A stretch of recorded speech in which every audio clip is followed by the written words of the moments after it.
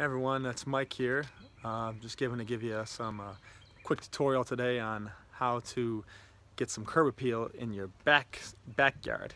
So we all know the front yard curb appeal is very important, but backyard's nice too. The neighbors can see it. If you're selling your house, very important, even more.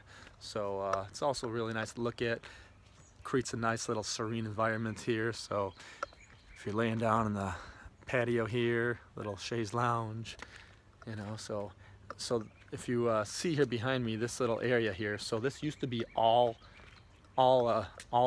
grass here. So this whole area was all grass, this triangle. So what I did was I ripped it all out last year, and now I'm going to show you all how to get it like this in the next few minutes here. So ripped it all out, put in the border last year. And then it's been dirt for this past, mixed with dirt and weeds and grass that all grew up in there. And you want to make sure you get all that out before you plant a nice flower bed like this. So I'm going to go over the quick steps. So first step is going to be, you want to get up all this bird seeds. So you have a lot of bird feeders here.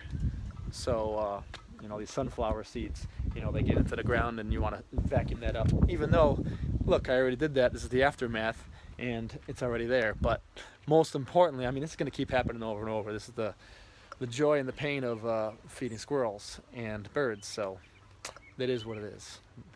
There's always good and bad to everything, pretty much, right? So the first thing you want to do here, step one, is going to be you want to vacuum up with like a shop vac or something.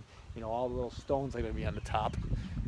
There's going to be lots of little stones on top that just, because when it rains, the soil goes down, and there's always rocks in soil. Little rocks, little bigger rocks, not too big, so probably like that mostly. You want to get all those up because, you don't want them in the soil, especially if you're growing nice flowers here or vegetables or whatever. You don't need any rocks in there. So a lot of those, they rise to the top, and what you want to do is you want to get rid of as many of those as you can. The shop vac works great for that. It also will get up some dirt also. It doesn't really matter. The shop vac is great for everything. And then most importantly, like I said, you want to get rid of all the seed, because sure, there's going to be seed here now, but we don't want because we're going to cultivate it and till it. So we don't want the seeds to be, the seeds on top is one thing, but if you get the seeds underground, once you till it, some of them, most of them are, halves, like shells. So those are not gonna, sprout and become a sunflower seed. But some of them that are not, that are new seed, some of that can be a problem, because on the top they're usually not going to grow, because usually seed needs water. I'm sure this is going to be watered, but it also needs good soil to soil contact. So if it doesn't have soil on both sides of it, and like basically all around the seed, then it's not really going to grow. So so if I didn't do that and didn't after I cultivated it, it would basically have sunflower plants growing all, which is nice. We did that in the back. Last year we did it all around there by by those pine trees back there. We did a whole like a semicircle around each one. So we did like, I don't know, like 20 or 30 of them. It looked nice, but unfortunately they only grow for like 2 weeks or something. So in our 2 weeks they're only for the nice yellow. And by the way, in case you're into birds, the birds love that. The finches and stuff, they love that. The yellow birds, they all love that. So it's some good and bad to everything, again, like I said. So so after step one, we remove all the little stones that come up to the top because of the soil depressing over the course of rain, all the rains and everything. So the soil drops down, the rocks aren't going to drop down. The rocks just stay where they're at, or even rise up a little bit, because the soil goes down, compresses, pushes up the rocks. So that's going to be step one.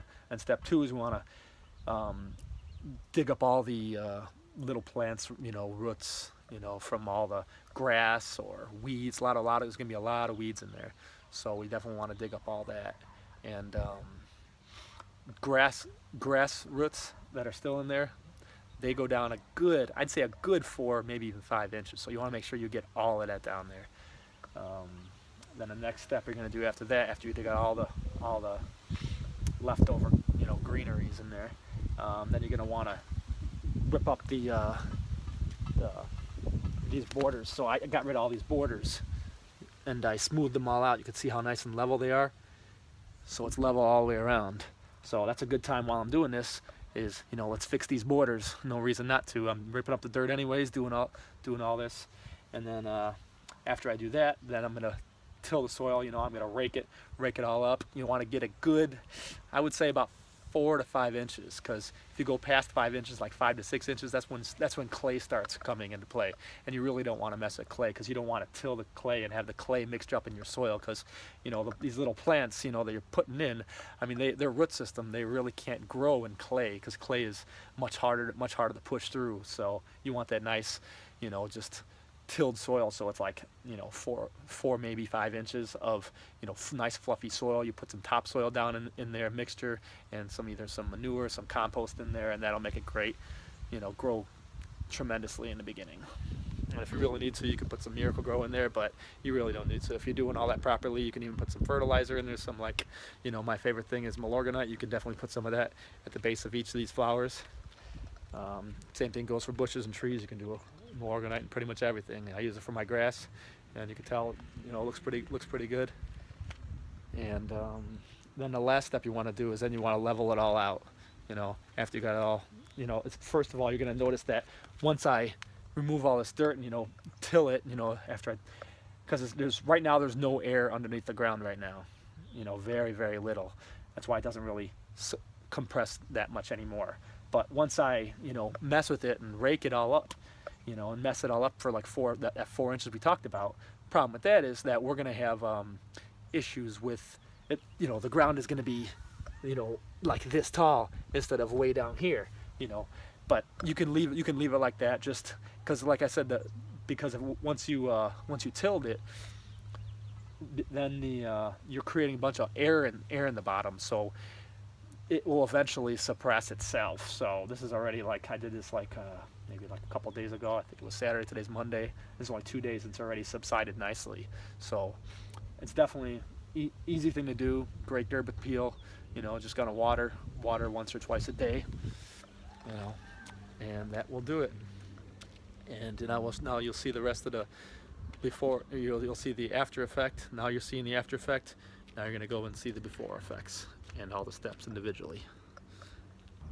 All right, so the reason we're vacuuming this up at step 1 is because there's a lot of bird seed, and, you know, most of it is just sunflower seeds that are broken and open in half. But some of them are not broken open, so just in case they actually get into the soil, you know, I don't want a whole bunch of sunflower seeds coming up here, because we're going to be planting flowers and, you know, other types of things here. So I might do some vegetables or some fruit. I'm not sure yet, whatever my wife wants to do. So I'm going to start vacuuming now. So here we are vacuuming. Because I want to get all the bird seed off the top and off the ground. Start it over. So you're probably wondering why I'm vacuuming this stuff up right now, all the seed, because I got the same bird feeders here. So what's the point? But, you know, while I'm doing this, I'm ripping out all this ground. You know, it's just going to get intermixed. You know, lower, because when you have better seed to soil contact, then, you know, and it's not laying up on top and it's buried underneath. Once I, you know, till this ground and, you know, mix it all up, it's going to be really down there, so it's going to have good seed to soil contact, and that's what's going to help it grow. So that's going to grow and complete with all the other flowers that I'm going to have here, so we don't want that. So sure, it may lay on top, and sure, I might get some sunflower seeds from these, you know, sunflowers from the sunflower seeds, but, you know, hey, I just want to start out with a good base. And now I'm going to start vacuuming.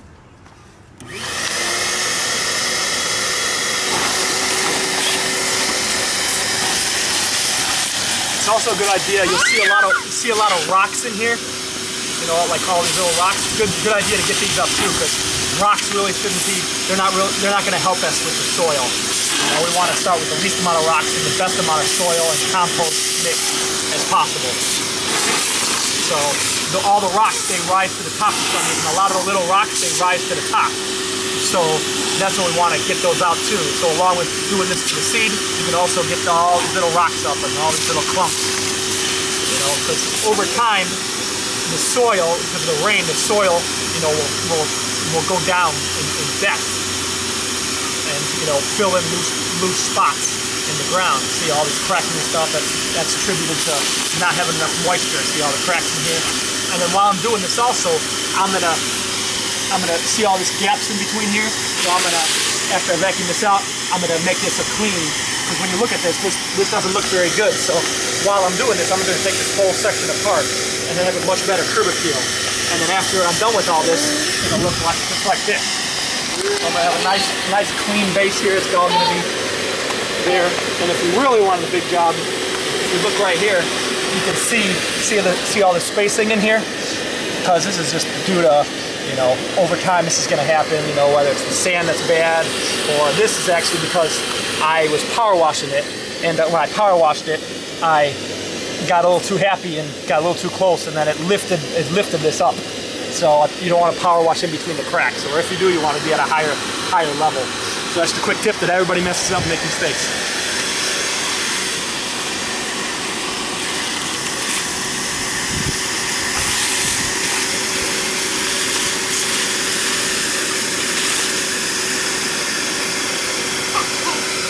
Now the next step is to rake the ground up. So you want to get a good, you know, what, 4 or 5 inches at least down, you know, so it's all nice and fluffy, you know. So, and then you want to put in the new dirt on top. So it's gonna look like, once you dig this all up, it's gonna look like you have a lot more dirt. So all this dirt level, let's say it was this level, now it's all gonna be up to here, because the ground is not compacted anymore. So once you rip this up, it's going to be a lot fluffier. There's going to be, you know, little bits of air all throughout underneath. But that's once it rains, you know, it'll sink down. So you're going to be like, oh, what do I do with all this extra soil? So you could all put it back all down. You know, if you want, you can take some out, because you're going to be putting more down the better soil. But once you're going to put brand new topsoil on the top, and you can put a little bit of compost in. And good thing to use potting soil too when you're putting in your flowers in the like the little cup that you build in the ground. So you want to put nice dark potting soil around there, or you can put like Miracle-Gro soil, whatever you feel comfortable with.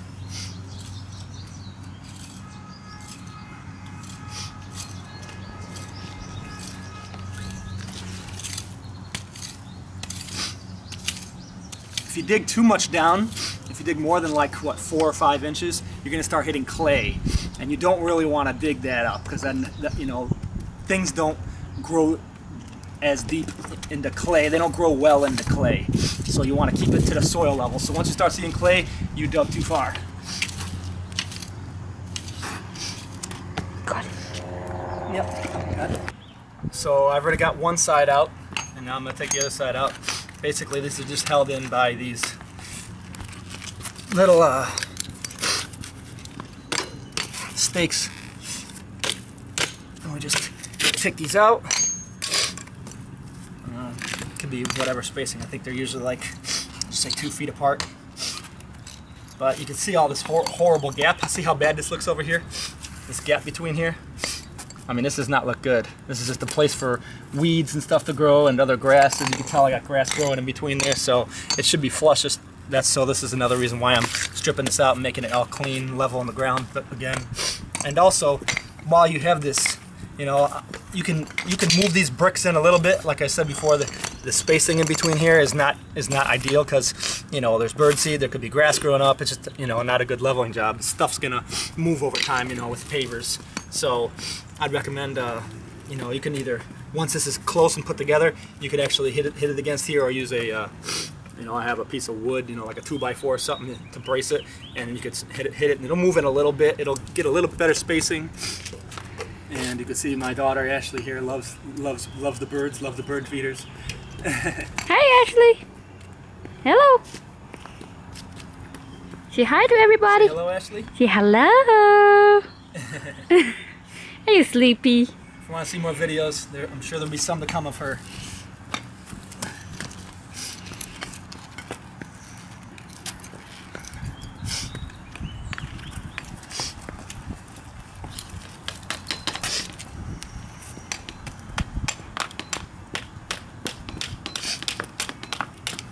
So these are actually pretty good borders.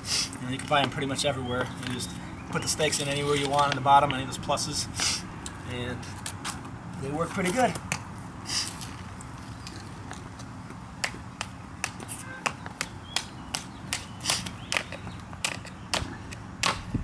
family day, obviously. We have Ashley here.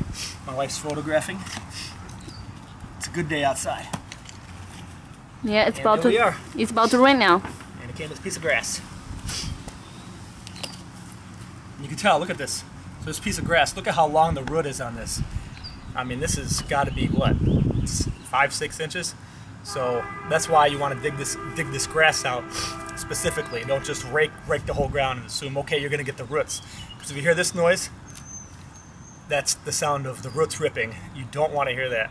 Otherwise, the grass is going to keep growing back there.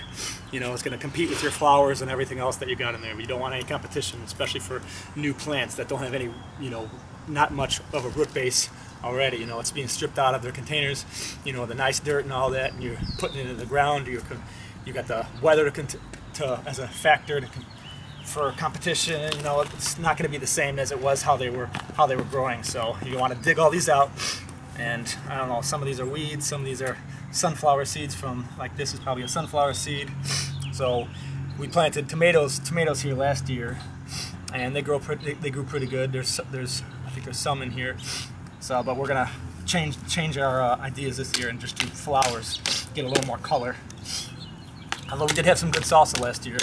We did have we were making salsa. We had our own chili peppers out here, and we also had tomatoes. That was very good. And it's also nice and cheap. Just need some girls some cilantro. That's right. All right, and now we're done with that step. Now we're gonna dig.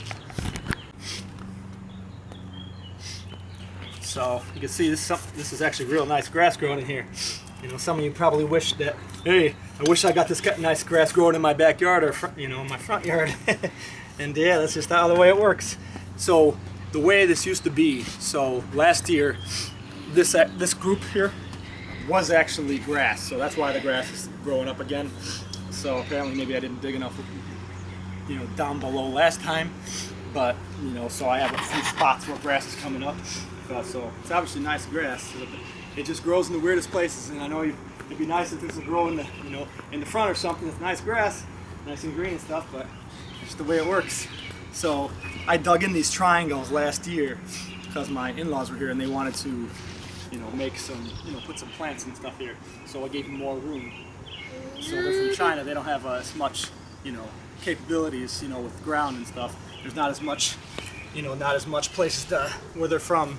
It's pretty rural, and they don't have as much room to dig, you know, and mess around with plants and stuff. So, you know, it's mostly concrete out there, you know. It's because it's pretty much building to building to building, so it's not as much like trees and stuff like that, so they were really loving it when they were out here. But you can see how long these roots are? They're long. So this is just the best way to do it. Chop it out, and you will see a lot of your friends down here. Let's see if we can find some. I see a worm. Where? Let's see if we see any. Ew. Look at that worm. So here we go. There's going to be a lot of worms under here. Ew. So, you know, these are actually very helpful because you don't want to kill them, so you just want to put them back because they actually help break up the ground. So they're actually, you know, almost like aeration, I guess you would call it. Look at that worm. You know, they break it up. So get used to that. If you're scared of worms, this is not the job for you. That's good. And now for the last piece of grass in this whole section. Before we take it out, I'll take a moment.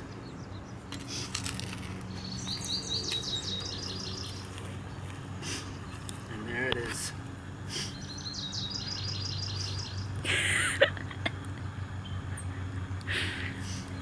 And remember this grass.